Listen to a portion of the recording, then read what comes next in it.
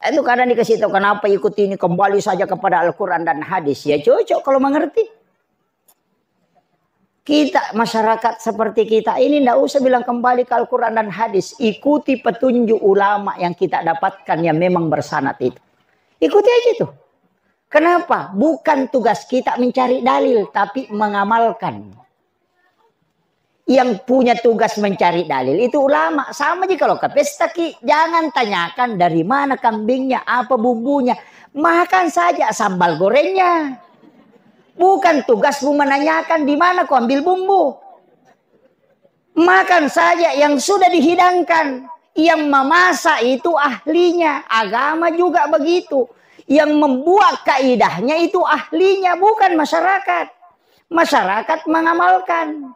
Supaya tidak pusing. Sekarang kayak orang sudah disiapkan sambal goreng, disuruh bertanya dari mana kambingnya, apa warnanya, siapa yang bawa. Ini jadi masalah. Nah, makanya saya wasiatkan silahkan amalkan. Guru-guru kita itu kan jelas kitabnya.